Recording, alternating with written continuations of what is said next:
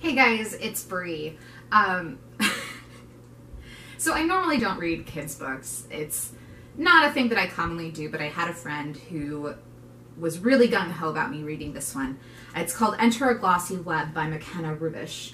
And I thought some of you might be interested in it.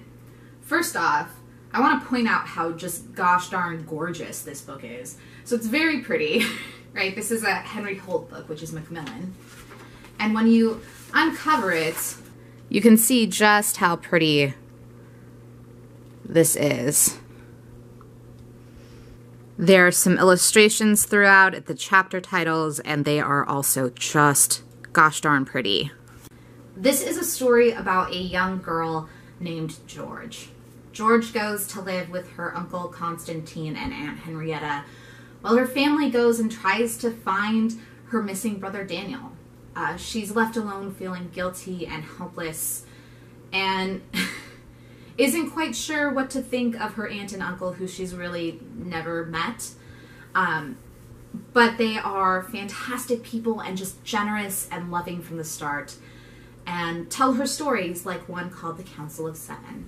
The Council of Seven is about a time in the world where the stars were falling to earth and were falling so heavily that they were going to drown people. The Council of Seven saves the day by giving order into the world with just the right bit of chaos. When Uncle Constantine goes missing and Aunt Henrietta is kidnapped, George is left on her own to try to uncover what in the heck is going on. She teams up with two little boys she meets, Michael and Caleb, who are 11 and like 12, basically. That's their age range. And they uncover secrets about the Council of Seven, as you might imagine. They are left to go and try to save the day, as they are told numerously, not because of any destiny, but because they're the only ones left. There's a lot of fun in this story, a lot of really enjoyable whimsy.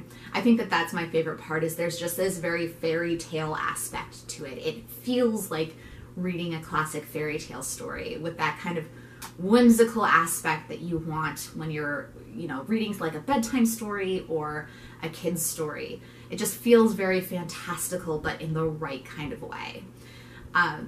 George, Michael, and Caleb are characters who are very intentionally growing throughout the story.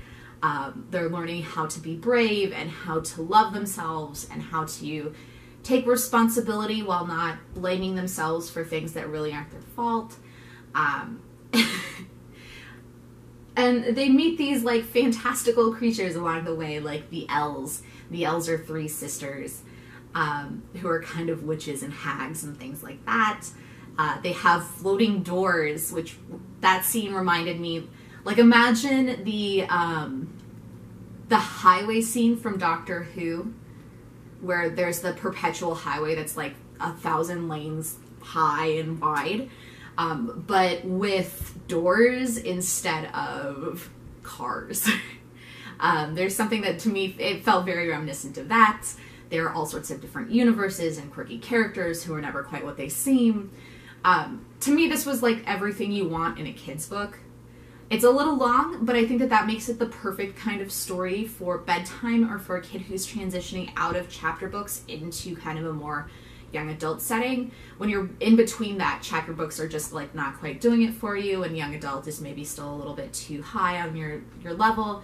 This is the right kind of story pacing and length. And like I said, it's just fun and enjoyable, and like I really think that this is the kind of story that for a kid who likes fairy tales or a kid who you want to get into fantasy, it's a good stepping block into those later reads. McKenna Reubush is on the line for another book in this series, and that will be interesting. I'm interested to see where she goes with this afterwards, because there's a main villain who maybe is taken care of at the end and maybe not. I think it's going to be quite fun to continue on with. I think it is, again, the kind of story that is just a fantastic introduction to fantasy. If you have read Enter a Glossy Web, you should let me know, particularly if you have children. I'm really interested in that. My not nephew he's 9, or going to be 9 this winter. And I'm thinking about giving this one to him because he's like the perfect kind of kid for that. He's really into fantasy and stuff, and I'm trying to get him into Portal fantasy because I think he'll really like it. So we'll see. Maybe if he reads it, I will do an update on that, because I always think his insights are interesting, particularly when it comes to children's books. The kid versus adult experience is really fascinating to me. You know the drill. Comment, like, and subscribe. I hope you're having a fantastic reading week, and I'll talk to you later. Bye.